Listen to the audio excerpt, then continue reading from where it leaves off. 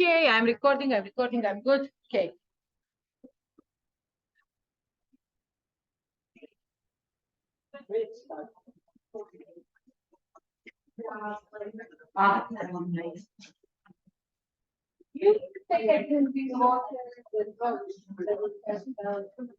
Okay, are we ready to start? Who is studying for quiz, which is coming in few days? Yeah, I knew you were studying. I could say that. So the quiz will be on the second quiz is coming.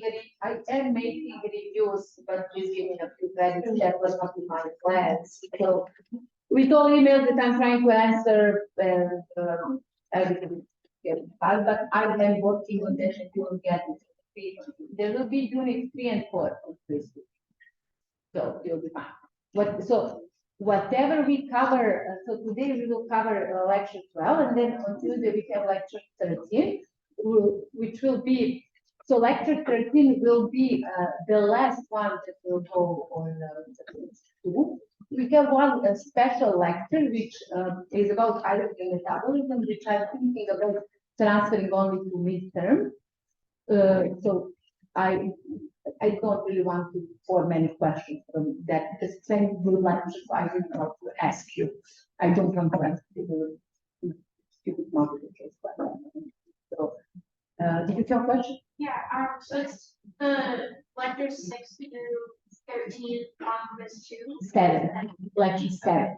Yeah, because your syllabus says 7 to 14, so I want to, I'm thinking that because you need time to study, so I'm thinking not to bother you with that lecture, so you just will be, let me just double check, like, so I don't, so your last lecture should be diversity of bacteria, Chlamydia, plantomycetum, and Verrucomicrobia. So that should be your last lecture. Then we will do summary, and then you will have reviews, and that special lecture about hydrogen metabolism will go on midterm. Is that okay? Okay. There will be enough. So quiz 2 will be probably hard for you. Quiz 2 is, in my opinion, going to be the hardest. Like if I'm solving it for me, quiz 2 will be a hell, because of I don't really like memorizing, but that's how curriculum says. So, but there are ways to memorize it. So if I could memorize, you guys definitely can. You are way more advanced than I am. So for sure you can memorize. So we're moving with the diversity of bacteria. Last time we covered proteobacteria, which are pretty much like everything is over there. This one is,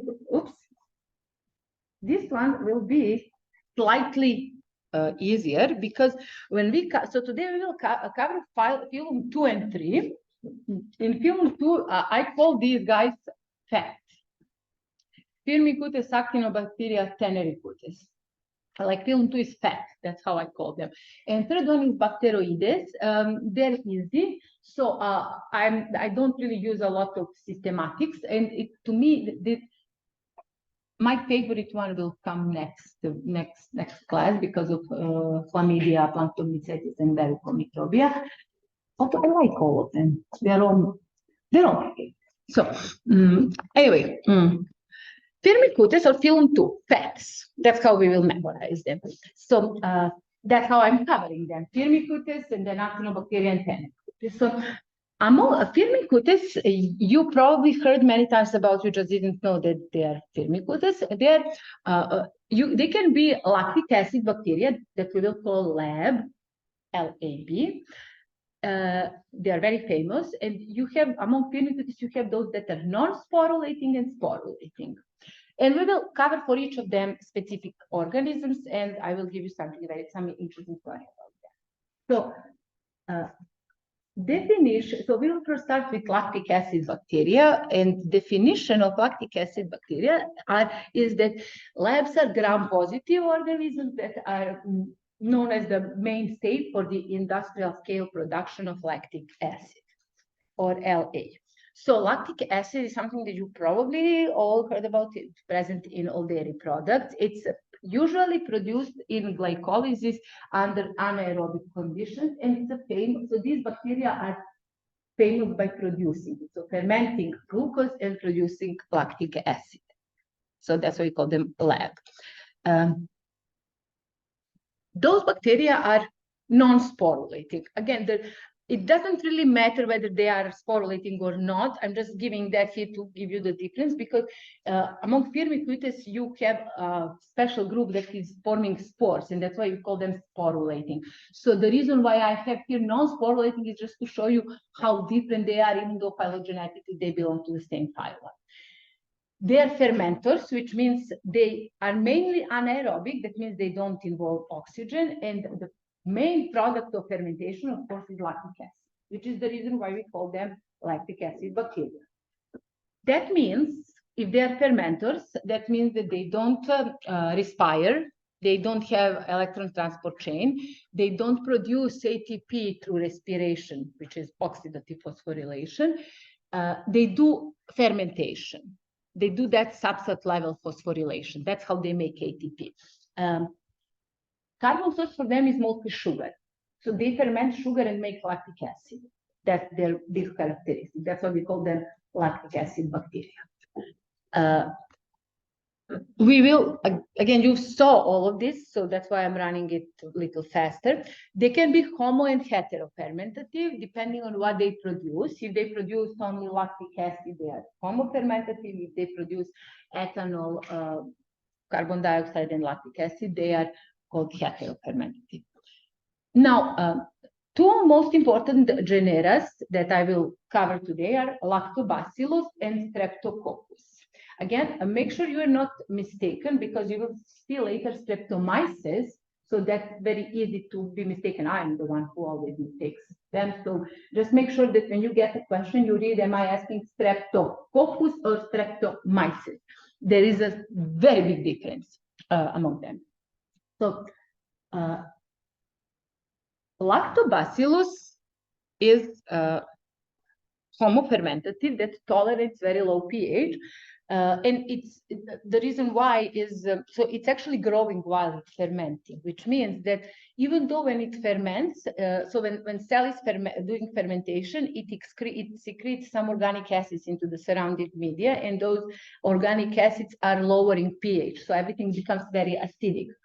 Very often that slows down bacterial growth unless they are adapted to low pH, or they evolved genes to tolerate low pH, which these guys did. So they can ferment, but they still form biomass because they don't care about low pH. These are very common in dairy products, and usually this is what we use to prepare fermented milk products, lactic acid bacteria. And they belong to Firmicutes. Again, it's one of the famous organisms is this Delbrutzki, Lactobacillus delbrutzki, used in yogurt preparation. It's usually used in final stage of fermentation. So you probably know that in fermentation of yogurt, you have various cultures used. This one is doing final stage of fermentation. It's called Lactobacillus delbrutzki. You don't have to learn how to write it, just how to recognize it. Another Firmicutes that belongs to the Streptococcus genus, that it's also doing fermentation. So it's also homofermentation, so that's very similar to Lactobacillus, but it lives in different environment. Many organisms of Streptococcus can be very harmful for humans. So even though phylogenetically they are same like lactic acid bacteria, they belong to Firmicutes, they're quite different. They can still make lactic acid, so there are Streptococcus organisms that you can use to prepare dairy products, but some strains are very harmful for humans. So as I said, it can be used to prepare milk products. These thermophilus, so the name tells you Streptococcus thermophilus loves high temperature, usually grows in like 43 to 45, which is huge. Like E. coli grows at 37, it's a lot. Many proteins for regular bacteria denature it after 40 degrees. So with Delbrutzki, with lactobacillus delbrutzki, this Streptococcus thermophilus is usually used in co-culture, so they grow symbiotically, and that happens during fermentation. Two of them are quite important. And they work to make lactic acid and acetaldehyde, which is great because very often acetaldehyde is another product important for industries. But if you have two of them in culture, you have that characteristic yogurt flavor, which, for example, you don't have in kefir. So basically, that's because of those two cultures, but they all belong to firmicutes. So you won't be mistaken if you say that firmicutes are very often used in dairy productions. So this Thermophilus actually is the one that forms that acidic flavor. If you ever tasted the Balkan style yogurt, that's because of Streptococcus thermophilus, because it's highly acidic, which I love. And now those not so nice. So in the same way how Streptococcus thermophilus is amazing, Pyogenes and viridans are horrible. Why? Because the first one, Pyogenes, can cause that strep throat, which you probably had, like I had it, my child probably evolved new strain so far. Viridans is causing dental caries, so again, big problem. So those are pathogenic, those two. Pyogenes is quite important because it's used to categorize Streptococcus in different groups based on hemolysis. And next few slides will be important for people who did not take 265. So I added those slides. Who took 265? Okay, not all. Many people did. So in 265, you probably worked with Streptococcus pyogenes and you did blood hemolysis, blood agar. So this, for people who didn't take 265, this will be important. So usually, if you are trying to detect which type of Streptococcus you have, you will culture them on blood agar. That is literally agar plate, which contains rich media with trypticase soy broth or TSB, and then you add sheep agar, sheep blood. And what those guys have, so some of them can do hemolysis, which is blood cell lysis, some of them don't. So those virulent, those pathogenic Streptococcus produce streptolysin, which is a virulence factor, and there are two types. O and S streptolysin. O is oxygen sensitive, S is very stable with oxygen. And usually I categorize Streptococcus in two categories, complete and incomplete beta hemolysis. Hemolysis means lysis of red blood cells. But there are three types that again, just for people who took macro 265 already know this. Streptococcus is doing complete beta hemolysis, and if it's doing complete hemolysis, then it's in pyogenes group. So that's why that Streptococcus pyogenes is important. So this one apparently does full hemolysis. So the way how you will recognize it on the plate, you put red blood cells, is that you will see these white-gray colonies, and there will be, because they lyse blood cells, you will see that zone, like basically a large zone, this white thingy. This is a large zone of hemolysis, which indicates that red blood cells from blood that you added to agar are degraded. And then that's how you know that it's probably Streptococcus pyogenes. Nowadays, you can always do sequencing and identify, but this was an ancient way of metabolic detection in these bacteria in the labs. And this is just a nice picture how different hemolysis, because there are alpha, beta, and gamma, and beta is the only one that is complete. Alpha and gamma are considered incomplete hemolysis. If you don't see these whitish colony, you see greenish, that means that the Streptococcus belongs to viridans group. So you have Streptococcus pyogenes and Streptococcus viridans.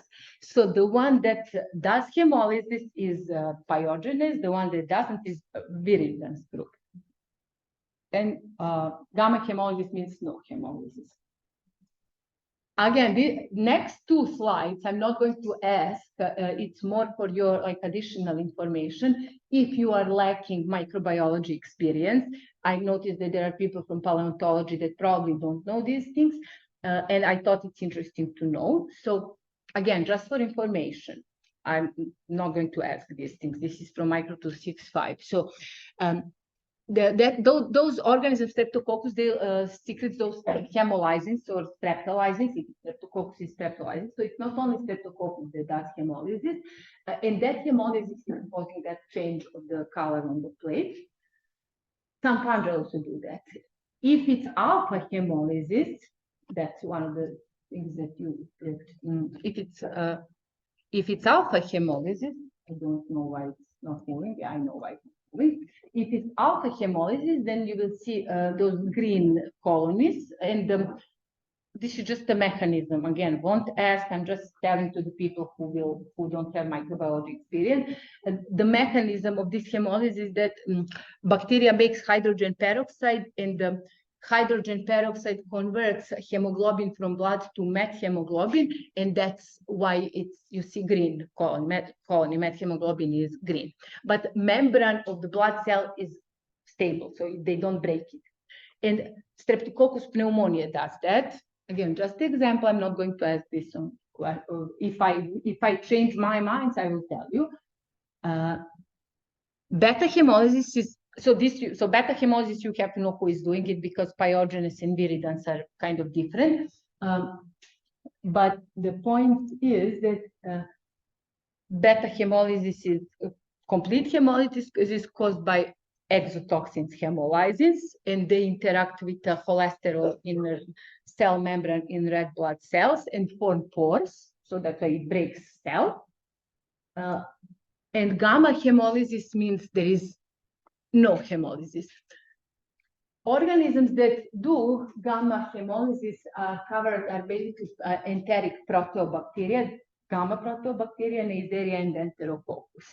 We covered that last time. Again, just for information, Streptococcus pyogenes is the only one that I want you to know, and viridans. Any questions before we move to non-sporulating firmicutes? Yes. So these types of hemolysis, alpha, beta, gamma, is that what's shown by like all different genera, or is it just firmicutes? Not just firmicutes. No. Hemolysis is present. So you see that like gamma hemolysis. Gamma means no hemolysis, but hemolysis can be done also by some fungi. So it's not really only firmicutes specific. Somebody put sugar in my coffee.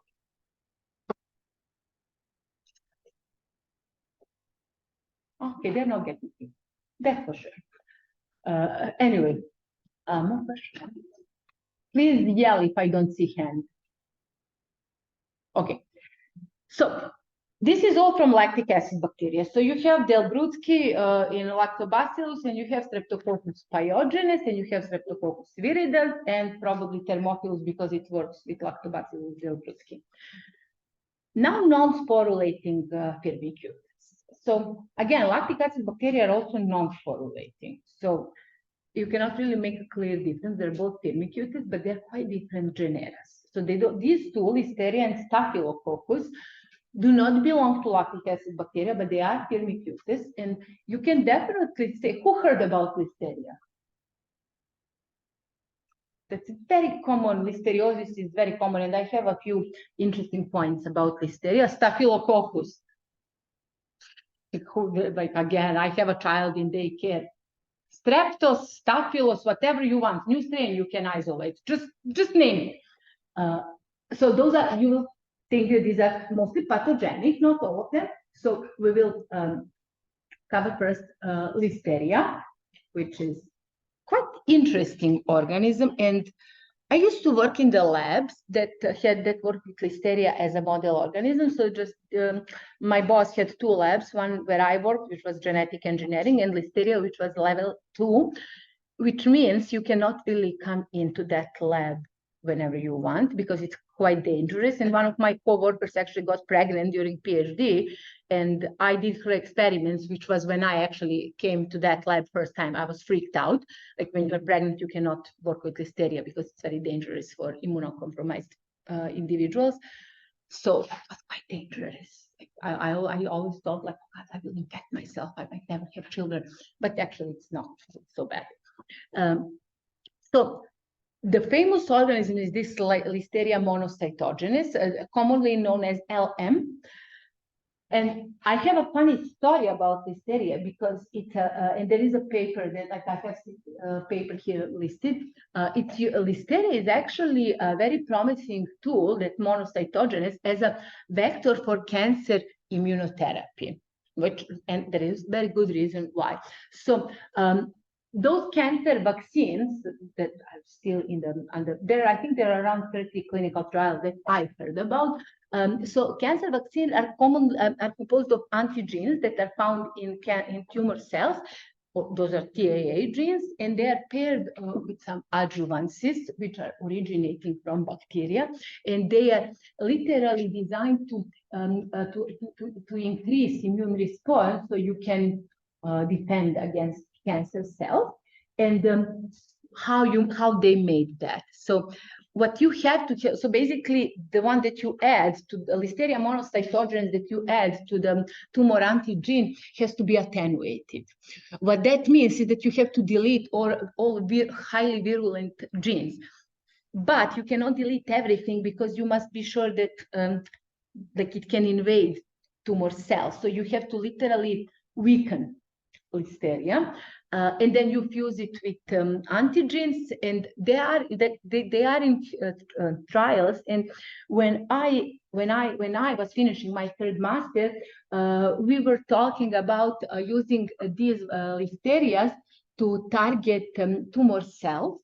So what they were trying to do is basically to engineer all Listeria, because Listeria likes to live in tumor cells. It really loves it. I don't know why, but it loves it. So what you do, you engineer Listeria with some anti-tumor drug, and what you can do, instead of having those chemotherapeutic agents distributed all around your body, you have it with Listeria, and then it specifically targets tumor cell. So then what you have to have is a mechanism that will induce Listeria to express genes that will produce tumor drugs, and then you deliver those drugs specifically into the tumor cell, which was really nice.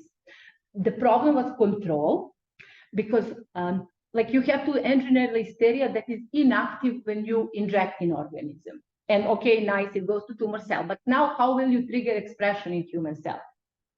So you still have to give some chemical, right? Which is, again, chemical, diffusing all around the organism. So the idea was to use the light, like to just shine and like spatially and temporally activate tumor cells.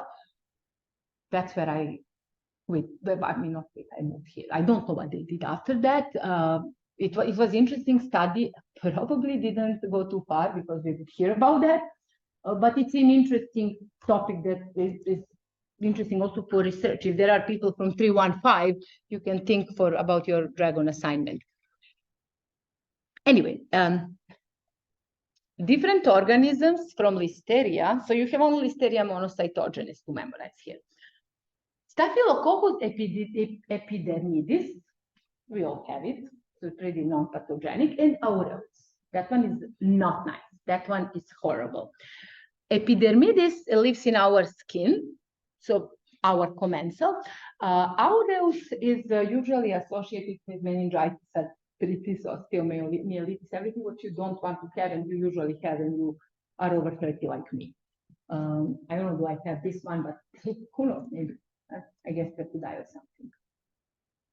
Any questions so far? Okay. Now, in terms so we have basically we literally finished almost everything about Firmicutes. So Lactobacillus, Streptococcus, and we had Listeria and Staphylococcus. And now so both of them are non-sporulating. And they are distinguished from the third class, which are sporulating Firmicutes. And the name tells, they make spores. So even though we always think about spores as something being fungal, there are bacteria that are very famous spore producers, and Bacillus is definitely one of the most well studied. In fact, some spores from Bacillus have been identified in rocks that are a few million years old, which only tells you how resistant those structures are. And there is all physiological mechanism behind spore formation, which I'm teaching in 311. Not here, so I'm not going to bother you with that. And the other one is Clostridium. Clostridium can be, again, good and bad, depending on the species. Like there are pathogenic organisms, but there is the good one. Yes, and Oh, yeah, I'm just wondering, for the Bacillus spores that were discovered, were they able to, like, start producing again, or like? yes, Oh, yes. That's the thing. That's why, because they revived it with high temperature, they revived them. So they trigger like a high temperature. All good, yeah. That's amazing. So that just tells you spores are extremely resistant. Like they will literally survive attack. So Bacillus especially. I don't know about fungi. I don't think fungi is so resistant. Fungi spores, I mean. So two famous are Bacillus and Clostridium. And all endospore forming organisms, we say they are ecologically related because most of them are evolved in soil, like they're found in soil. And the reason why they evolved this feature in soil is because soil is extremely complex environment, and being able to form endospores provide them selective advantage comparing to other organisms. So they can survive desiccation, like a lot of water. They can survive lack of nutrients, literally everything. And then you can give them good conditions and they germinate again. So, and that's what endospores are helping in. Again, not so good. So Bacillus, I mean, is known by spore formation, and this is all great. But Bacillus is also known as so this Thuringiensis is a species that the only one that I will ask you to know very well. And why is because it's so we love Bacillus thuringiensis because it's we use their genes to create genetic modified crops that are resistant to insects. How and why? So Bacillus thuringiensis is the one that is pathogenic for insects, and many different strains make different types of toxins. So you have species thuringiensis, but there are different strains, and different strains make different toxins, and different toxins can affect different types of insects. So some genes from these organisms, and gene for that crystal protein called Bt toxin, which you maybe heard about. So that was introduced into genetically modified plants like maize, soy, or cotton, and then those GMO plants are resistant to insects. So this is very famous in plant physiology. So during first PhD, I actually worked with that. It's a very interesting way of like it's very interesting physiology how they combined bacterial genes into the plants, and they used agrobacterium to make patients, T plasmid. Again, somebody wants to know, I have papers in that area. So this is all from Bacillus thuringiensis, nothing more. Clostridium is another spore forming firmicutes that again does subtle level phosphorylation, no respiration, no cytochromes, uses sugars. Interesting feature of Clostridia is that they actually make these special structures that are shown here, the red arrow. Those structures are extracellular and are called cellulosomes. The name tells you that this actually helps bacteria to degrade cellulose. And why that matters? So cellulose is a common compound in plant materials. And so basically you have a lot of biomass that's left. So if you have organism that can use cellulose as a carbon source, you can make a lot of biofuels from that mass, but not all organisms can do that. This one can. That's why it's so nice.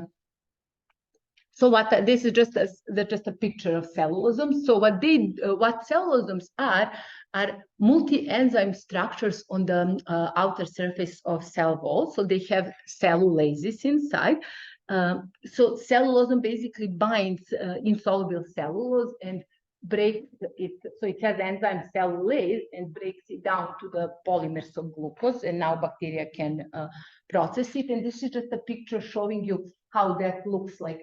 There is a bacterial cell, and then all of these are like cellulosomes, which are part of bacteria, and that's how they degrade. So cellulose is a complex polymer full of glucose, and because they literally have a way to break down cellulose and then get only glucose inside of the organism and then grow using that. Another good Clostridium is Butyricum, and again, name tells you it does butyric acid fermentation. This one, Clostridium butyricum, is a famous workhorse for the many companies located in California. So whenever you go to some biotechnology conference, those people who are working with Clostridium butyricum will come and talk to various PIs and try to find out what they are doing. Literally, what they are trying to do is to see how far we went with our alternative carbon sources. But I talked to a few of them, and then I learned what did they do with a butyricum, not native organism anymore. Like they modified it a lot, and it's really real workhorse. But it's famous by butyric production. Another one is aceticum. Again, name tells you produce acetic acid, vinegar. So those two are very famous and good biotech Clostridias. Those that are not so good are botulinum, tetany, and perfringens. All three of them are pathogenic, causing tetanus, gangrena, and botulism. The last one is very common in hospitals in my country, so many people actually die of this one, or they lose leg, or whatever. It's very bad organism.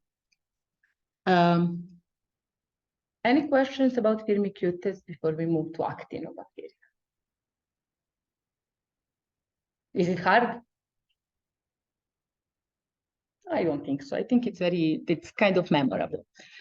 Now, so we are still in fats. So we finished Firmicutes, and now we are moving to actinobacteria, which are also film 2, so just second group. They're usually harmless and they are commensals, except the one very famous that we used to be, I mean, I was vaccinated against this one, tuberculosis, Mycobacterium tuberculosis. So this one is the only actinobacteria that I know being pathogenic, except streptomyces. So mycobacteria are actually very specific group of organisms that has specific type of cell wall, but I only want you to know about Mycobacterium tuberculosis. Another famous organism is Streptomyces. So this is where I said don't get confused by Streptococcus. So this is Myces. That's how you will. So Mycobacterium Streptomyces, they are in the same group, and the propionic acid bacteria, which are again industry significant. What is Mycobacteria? So they have very specific cell wall. And cell wall is highly hydrophobic, so it's a gram-positive organism. And a landmark for them is this TSS, type 7 secretion system, or T7SS. This is the only organism that has type 7 secretion system. And a secretion system actually serves to bacteria to excrete certain compounds into the environment. And this one is the only one that has that specific structure in gram-positive cell wall. So gram-positive cell wall is quite thick. So it's very hard to export anything out. But these guys evolved very nice type 7 secretion system that nobody else did. Another landmark for mycobacteria is mycolic acid. And mycolic acid is a complex, it's basically branch chain hydroxylipid that makes cell wall highly hydrophobic. And because of this high hydrophobicity, you will have hard time staining them. They would stain gram-positive, so you would see purple, but it might be hard because of this hydrophobic. Streptomyces is very cool, and there is actually a very funny story about them. It's known to have spores, but these spores of these organisms are different than bacillus. They're called conidia. And Streptomyces is filamentous. It forms hyphae, which means sometimes you can get confused that it's fungi, but it's not. What is so spores are very unique, so different than Clostridia and bacillus. And this one is very famous antibiotic producer. So Streptomyces produces tons of antibiotics, and I have actually a funny story about this. So again, you can read it here. You can read on this article. So in ancient times, in some village in Ireland, there was a story that was told by locals that supposedly there was a priest who was claiming when he was alive that he is like a god man. He was sent by God, and he's so magical that when he dies, wherever he is buried, that soil from his grave can be used to heal wounds or whatever. Of course, as usual. I mean, this is very common in my village. That's why I found this very interesting. And when he died, they buried him, and then people would come. But it was like, okay, when you bring that soil home, you have to return it to the grave, because if you not, it's a bad luck. And people got healed. So that's why it was called like a healing grave. And of course, if my grandma was alive, she would probably pass out reading that. She'd be like, I told you that I told you, you see, your stupid science, this is what. She didn't live long enough, which I'm very sorry about, because I told her that it's not God that heals, it's actually bacteria. Because, sorry, Grandma. But the thing is, what scientists did, I mean, this looked like something that I would do rather than cutting rainworms on the kitchen board. Like, it took a soil and did bioprospecting, like did isolation of microorganisms, did sequencing and metagenomic, and found that the soil actually contains a very good the new Streptomyces bacteria that contains new antibodies which can kill dangerous pathogens. So that's what was healing. To me, that was really interesting. Again, no, I hope nobody's too religious and you don't hate me now, but really, like, it's not a god, Streptomyces. So sorry.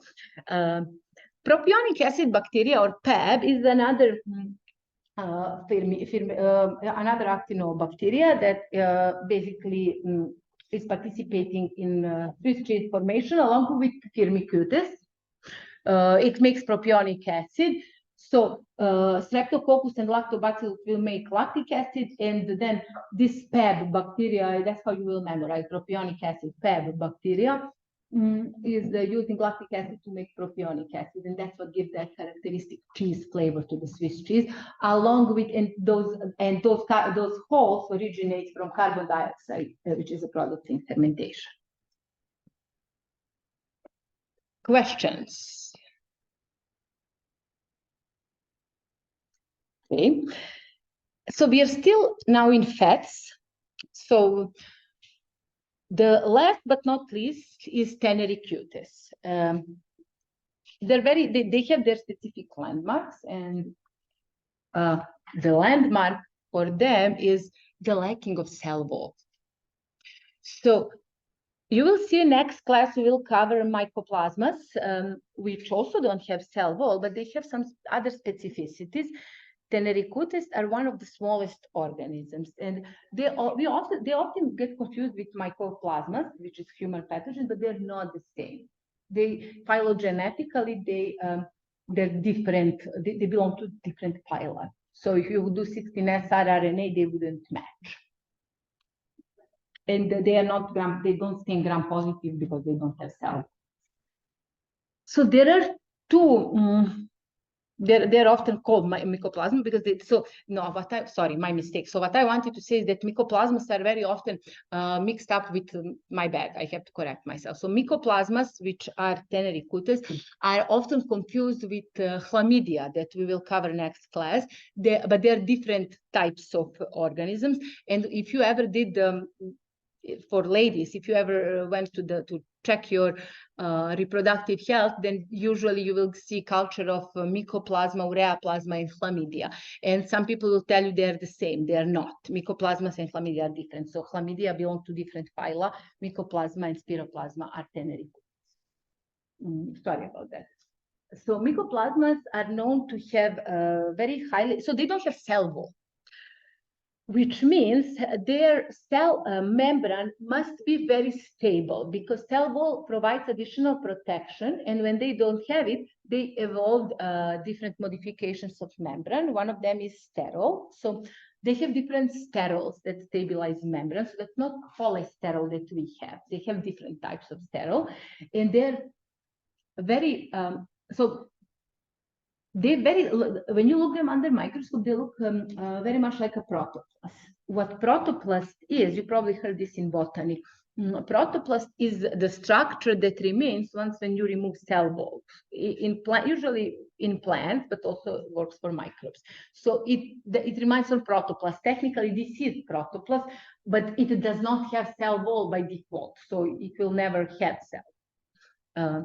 And it's very resistant to osmotic lysis, which means if you put this bacteria in some highly concentrated sodium chloride solution, it will die because it won't be lysed because of these sterols.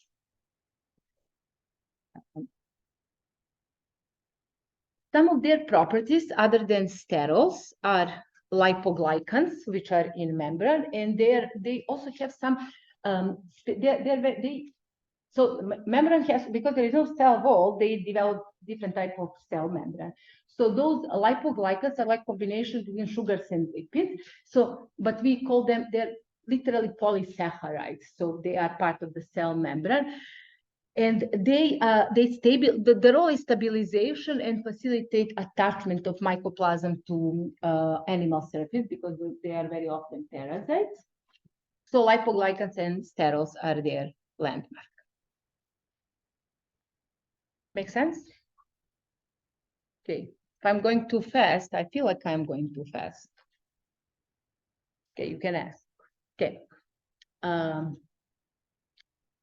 last file that we will cover today, so again, we are going to finish earlier as usual, but I will leave space for questions, are bacteroides. These are, you will memorize these because we have them in our microbiome. How many of you heard about microbiome? Everyone, of course.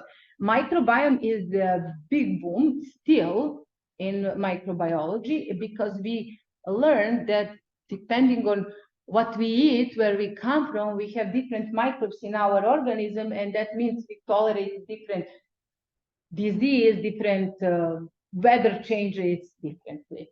There is even difference in microbiome in infants that are born regularly and through C-section. Still not, there is not enough research that is it one better or no than the other. But bacteroidetes are very famous because they are really affected with our diet. So we can really change our diet. We can really change our susceptibility to disease if we improve bacteroidetes in our organs. So not improve, actually not improve, it's quite different. But they are important, you will see next. So these are film 3. They are normal commensals and they're dominant in human large intestine. And often, occasionally, there can be pathogens associated with human infections like bacteremia. So that means if you see, so what that means, if you see bacteroidetes in your blood, that means something is leaking from your intestine because they shouldn't be in your blood. They are very useful for us because they develop enzymes that are not encoded by our genomes and that help us to digest certain types of food, which we wouldn't be able, like we can digest diversity of plant polymers, which we wouldn't be able, because we, for example, don't have cellulase. So we cannot break down plants if we don't have bacterial health.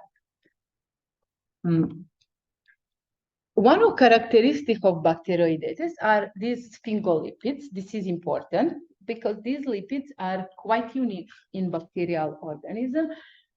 And another indicator how similar we are. Sphingolipids we have in our brain.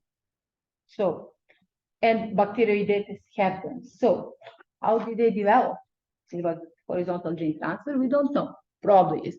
So, sphingolipids do not have glycerol in membranes. You know how usually lipids have glycerol and fatty acids in bacteria, or glycerol with another type of isoprene in archaea, ester versus ether bond. These guys don't have glycerol at all. They have actually sphingosine. So that exists in our ganglia, in our brain. So that's very unique for them. And again, for bacteroidetes, there is a fun fact. Fiber versus non-fiber diet and how that responds in gut. So when you have a low fiber diet, you will have more bacteroidetes, so they're not beneficial. So probably my organism is very full of bacteroidetes because I don't really eat good food. So if you live on McDonald's like me, you have bacteroidetes a lot. Which means now these microbes actually consume your intestinal mucosa, and you develop ulcerative colitis. So that's what happens when you don't eat fiber diet. What you see is in that ulcerative colitis, you see a reduction in short-chain fatty acid and low level of butyrate. And when you have, so basically more bacteroides, you will have which happens in low fiber diet, you will have low butyrate. And what will that cause in your organism is affecting G protein signaling, which is coupled to histone deacetylase. So histones are our proteins. And when histone deacetylase is affected, you can get cancer, become obese, and many other diseases. Which means, long story short, if you are eating low fiber diet, you have high level of bacteroides and low level of firmicutes. When you have high level of bacteroides, that means that you will have very low level of butyrate, which means that your histone deacetylase will get crazy, and you might develop cancer. Pretty much I sound like my doctor when she's telling me how much I don't take care of my health. But if you eat high fiber and you improve the amount of firmicutes that we talked at the beginning, then you can reduce a level of susceptibility to this disease. And that is pretty much all that I have for today. So you're free to go, you're half an hour earlier, or we can sit and chat.